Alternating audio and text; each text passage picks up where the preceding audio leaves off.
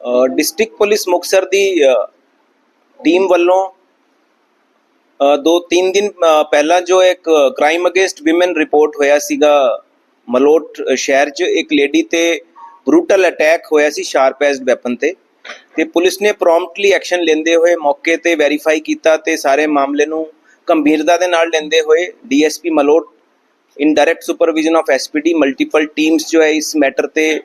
ਉਹਨਾਂ ਨੂੰ टास्क किया गया उस जो सस्पैक्ट सीगे उसके फॉलोअप करना उसनों सस्पैक्ट ਨੂੰ पहला आइडेंटिफाई किया गया और जो विक्टिम सीगी लेडी का नाम है अमीशा तो उसके काफ़ी जो है इनिशियल लेवल ते लग रहा सी हैड इंजरी है और काफ़ी एक क्रिटिकलिटी लगती सी उसनों प्रॉम्प्टली एक मैडिकल इंटरवेंशन ते पहला सिविल हॉस्पिटल मलोट किया गया और उसके मैडिकल ग्राउंड्स ते फरदर एम्स जो है बठिंडा शिफ्ट किया गया और मैटर की ग्रैविटी ਨੂੰ देखते हुए मल्टीपल टीम्स ने इसने शुरू ते ही काम सीरियसली करके जो तीनों स्टेट्स ते जो लगता सी कि सस्पैक्ट जा सकता है क्योंकि मलोट के एडजॉइनिंग हरियाणा का भी फिर आगे फरदर राजस्थान का भी एरिया पै जाता है ईवन इस साइड जो इधर बेसिकली पिछों फाजिलका का ये रहने वाला है अक्यूज तो अक्यूज जो आइडेंटिफाई होया इसका नाम है रोहित बाटला उर्फ बुच्ची तो इसते मल्टीपल एफआईआरस भी रजिस्टर होनी है पहला पाई गई हैगी जो अटैम्प्ट टू मर्डर की हैगी कोई एक्साइज की हैगी है कोई दूसरी भी हैगी तो मल्टीपल टीम्स ने फिर जो इन्हां दे जो एसोसीएट्स है इस बंदे दे उसदे फैमिली सर्कल ते फ्रेंड सर्कल ते उन्हां दी क्वेश्चनिंग की उस कुछ क्लूज जुटाए कि कित्थे जा सकता है उस बेस च लॉन्च किया गया ऑपरेशन तो इस ते टीम्स ने काफ़ी जो क्वेश्चनिंग ते गल फिल्टर हुई पहला ये आई कि ये जो मेन एक्यूज एक ही सीगा जो ये राजस्थान चला गया है तो टीम्स ने उत्थे कोऑर्डिनेट करके रियल टाइम च फॉलोअप किया तो फिर उत्थे पता चलिया कि उत्थे सस्पैक्ट की एक्टिविटी जो नोटिस च नहीं आई हैगी फिर डीएसपी साहब ने मलोट ने बड़ा क्रैडिबल पिन पॉइंटेड ते स्पैसीफिकली इन्फॉर्मेशन जनरेट की उस सोर्स इन्फॉर्मेशन भी सीगी और कुछ एसोसीएट्स ते जो पुराने दे एसोसीएट है उसते फिल्टरिंग करके गल सामने आई कि इसकी लोकेशन एरिया च इत्थे हो सकती है तो उस बेस ते फिर मल्टीपल टीम्स ने उसनों एप्रीहेंड करन नूं अगे फर्दर कार्रवाई की तो एक स्पॉट ते जब इसनों स्पॉट किया गया तो फिर ने भजन की कोशिश की तो एक फ्लाईओवर ते इसने छलांग लगाने की जब कोशिश की तो फिर इसनों नीचे डालिया गया तो इनू फड़ लिया गया तो इस पुलिस ने बड़ा प्रॉम्प्टली विदिन 72 आवर्स एक्शन लिता है गिवन कि जो मेन एक्यूज्ड है वो हरियाणा राजस्थान और इवन पंजाब से किसी थां भी जा सकता सी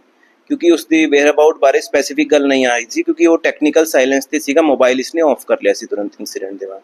तो I would like to appreciate my team की इन्होंने हर फ्रंट पे इस प्रोएक्टिवली काम किया and Muktsar police is having zero tolerance policy for crime against women specially कोई इस तरह का सेंसेशनल वायलेंट क्राइम किसी लेडी ते अटैक करना शाम नूं ये बिल्कुल भी एक्सैप्टेबल नहीं हैगा तो we are committed for exemplary action and deterrent action against the accused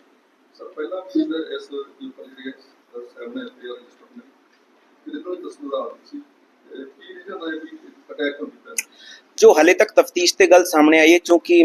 victim जो है हॉस्पिटलाइज है बट फिर भी जो इनिशियल इन्वेस्टिगेशन ते गल आई इसकी पर्सनल ग्रज सीगा किसी गल नूं लैके इसके पड़ोस च कोई लेडी नूं लैके इसकी कोई गल सीगी तो वो पर्सनल ग्रज वाली और पर्सनल एनिमिटी वाली गल ही सामने आई है कि कोई जनरल ते जो एक की शाम नूं कोई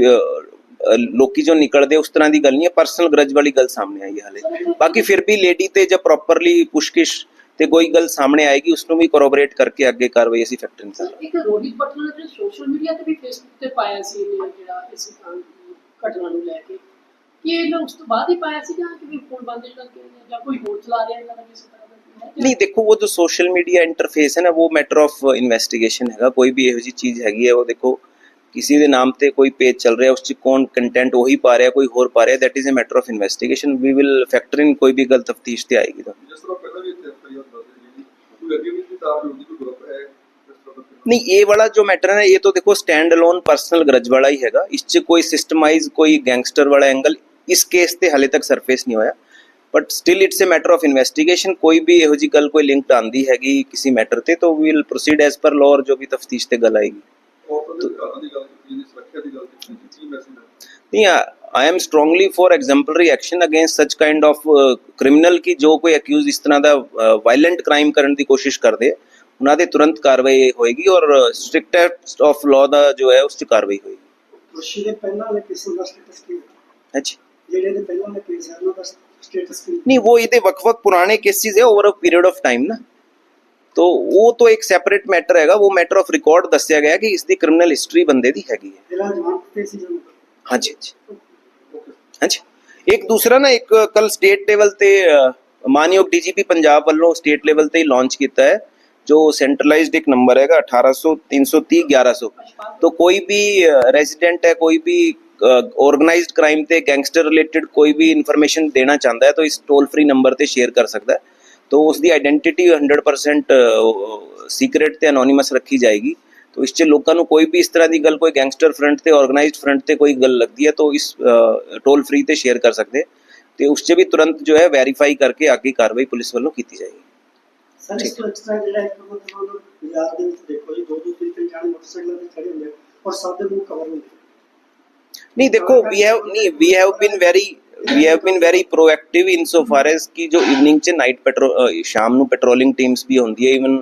नाइट टाइम ਤੇ खासकर जो 8 to 10 वाला टाइम होता है तो वो